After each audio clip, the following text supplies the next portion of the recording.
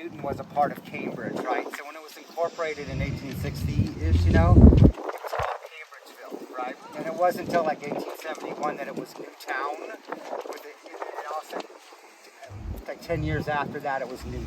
But the interesting thing here is the Charles River comes through here, and this is why I say it's kind of where Newton was founded, because this is one of the places in the Charles where it actually decreases elevation by 25 feet, and that's why the falls are here. And that's why the mills got built here in 1860s. That's why John Clark way back then made the first mills, which were actually lumber mills and things like that. And they changed hands, so even if you look at the map or you look at the street names around here, like Elliott was a mill owner, for a long time, and so that's why it's Elliott Street. And then Petty Street is over here, and he was actually, he didn't own him as first. I think it was interesting. I looked him up. He started working for a Parker, so if you know the Parker name in Upper Falls, and when he was 14 years old, and he was just a machinist, and he understood how to make machines and things like that.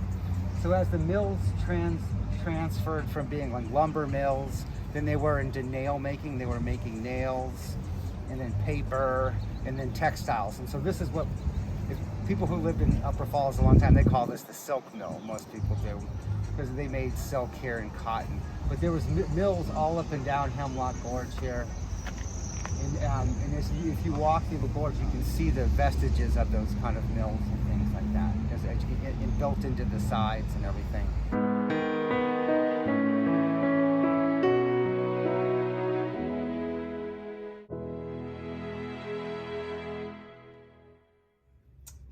This building, you may or may not know, was originally a textile mill.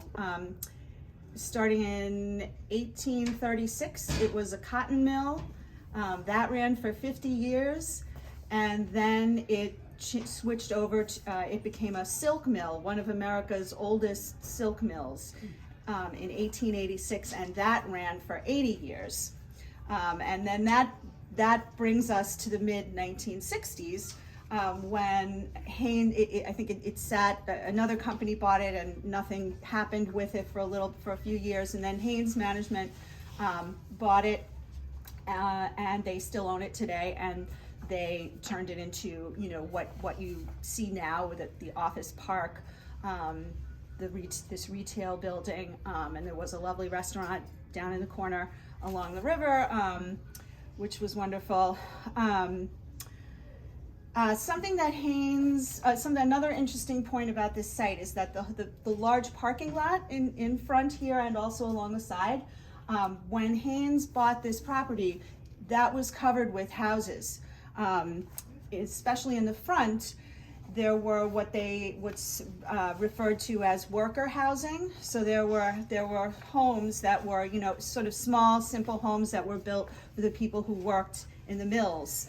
But they were demolished when Haynes bought the property and turned it into, you know, an office park, etc.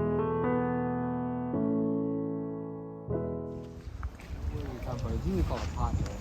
Oh, the pothole. It's related to kettle holes, but kettle holes are filled with water, and the potholes are scoured out with rocks.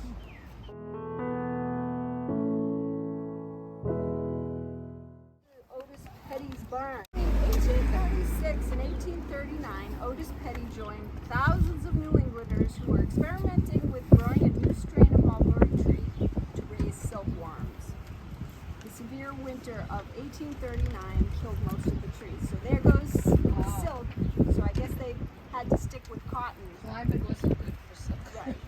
So basically the intention was this was going to store all the silkworms, but it ended up becoming just a storage space because, of course, the only way to get to Boston was carriage in 1840, but they had to pick up things from the shipments from Boston, so they went on the turnpike with a horse and you know, and that's Boylston Street now, is what they call the turnpike. So that's the only way you could get into Boston. Route 9, right? Yeah, Route 9. That's how they Right. And that was before the Boston, Albany rail down at the depot. So those things all developed later.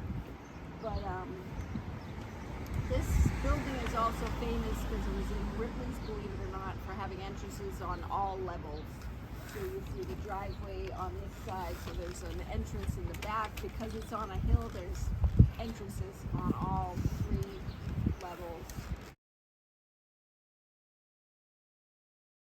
The War of 1812, when the British hadn't really given up at the end of the Revolution, they wanted to get the colonies back, so they attacked us.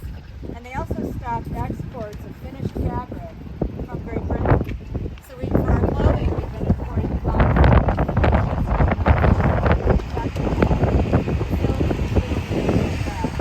Luckily, we could do that. So that really spurred textile manufacturing in the U.S. That's what kind of got it to start. And Otis Petty, for whom this square is made, if you've ever wondered who he is, born in 1795, son of a blacksmith. His family owned a foundry in Nebraska, and they knew how to work metal. His brother Joseph cast the anchor for the USS Constitution. He started making textile. He came to Newton to run someone else's factory and went out on his own and made textile machinery. That's what the machines look like. So they weren't at that time making textiles. He was making the machinery for textiles. How big is that? That's pretty big. I think it's small Volkswagen size. You know, his buildings were enormous. 1836. I don't have any cotton sliver. This is wool roving, but it shows you what the equivalent in cotton is called sliver. And you have to make this, you have to produce sliver before you can make thread. This is the precursor to thread. This will be spun and stretched out and made into thread. Wow. Or in this case, yarn, because it's wool. He built the railroad to carry his textile machinery across the world. He was exporting textile machinery 50 years before anybody else was doing it. And his patents were used for the next 50 years. 1795 to 1853. Yeah. Oh, yeah. This is 1890, the Gateway Building, which is now the Telegraph Building. And that white building is the oldest extant wooden factory in all of Anyone been to the Back Bay, you know, Newbury Street? Sure. That was all tidal flats. That's filled land. The gravel to fill that in was brought from Nita, just on the other side of the river. Over the river on the railroad to Boston. So 163 years ago, every 45 minutes, 35 trains gravel. So that's the railroad. Originally it was for Otis Petty, his factory. But later on, they carried gravel from Nita to fill the Back Bay. So this one all the way to Back Bay originally? I think it hooked up with another.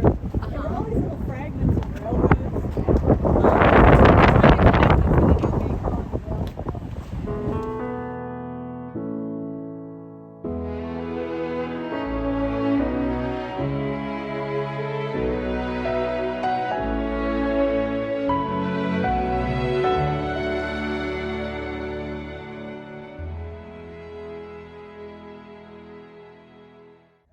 So he and Moses Farmer had the expertise in telegraphs.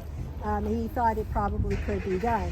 So they hired Samuel Morse, and they paid him a flat fee to help them modify his technology so they could put it into the fire alarm system.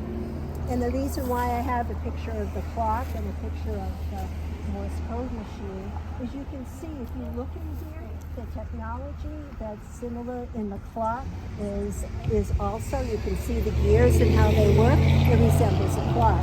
Morse's code machine, you can see some of the technology in here that's also incorporated into here. This looks like a spool of thread, but it's not. It's my understanding that has to do with transmitting a message. So what they did is this box fits into here.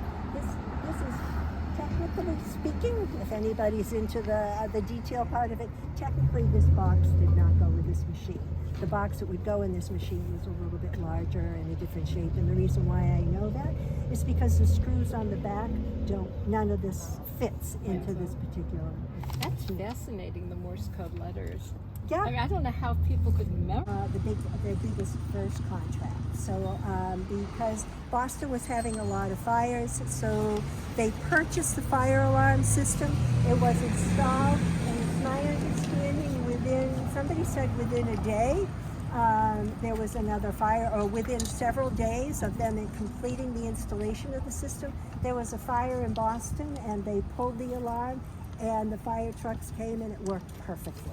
So, and because of that, because of the time, it reduced the time of the fire engines getting to a site, which was extremely important back then because everything was wood.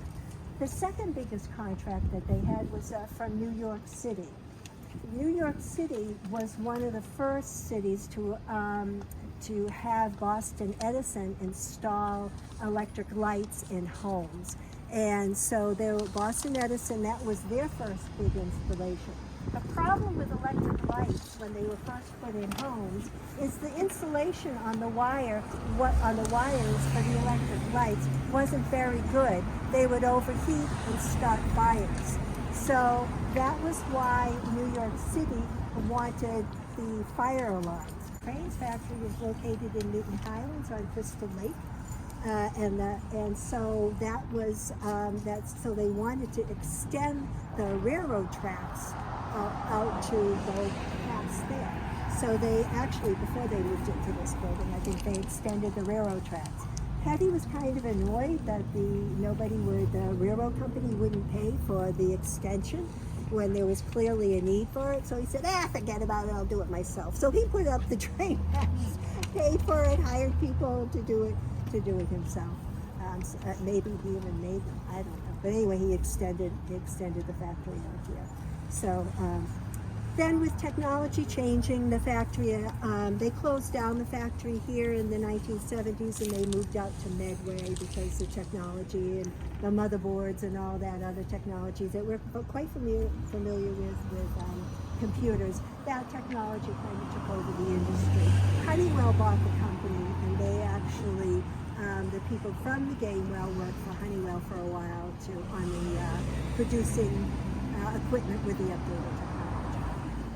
It was mostly, working at factories. They were mostly Catholics in parts of the world, especially Ireland and Italy at that time. So, starting in the 1850s after the potato famine, and then the Italians came in a large group a little later. But that was typically the factory working population. Emerson Elementary, the city of Newton, and then they sold it in '79. First school to go. '79, it was a terrible thing. Killed the village. This village is very small.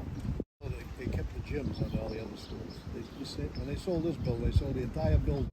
It operated as a church for about 7 years and then became a public hall known as Elliott Hall. So used for entertainment and dances and socials. It was a school, it was a lodge hall. And in 1879, a man named John Howe turned it 90 degrees and converted it to a private residence. I don't know if it was one residence or a duplex at that point. The front porch was added in 1879. This was a fire station in 1842. It was called Mechanic Number 4 Company.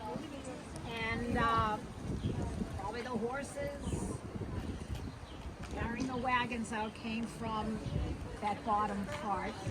And then it became a private home in 1879. All at one point, a shop on the bottom, there was a barber shop on the bottom. So they definitely made use of the property.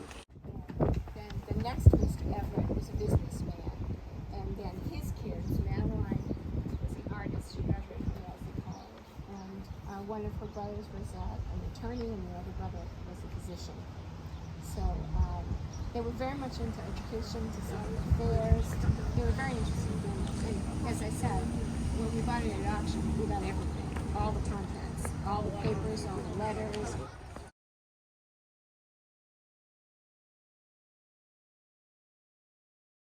It was built in 1828 by two manufacturing companies. the Elliott Manufacturing Company and Mr. Ellis of the Newton Manufacturing Company. They were two of the largest employers, and back in those days, the buildings that were used by their workers were built by the companies. So they would build the housing and schools and church. The church was then bought by a man called Rice, and they were the original worshippers here were the Upper Falls Religious Society, and they were Universalists, and they joined up with the Methodists, and then it became a United Methodist church. And then their congregation was too big to fit in the building, so they sawed it in half. They moved the back end down to where it is now, and then they filled in the middle and put in about 20 pews in there. And this tree is a sugar maple. It's actually called a rock maple, and it was brought down from New Hampshire about 1832. And it is stunning in the fall. It's absolutely stunning. And speaking of trees, this tree across the way is a mulberry tree, and is an example of street trees in the neighbourhood that were all planted to be mulberry, because silkworms only eat mulberry leaves, and they were going to be used to feed the silkworms that were going to be kept in the silk barn over on Chestnut Street.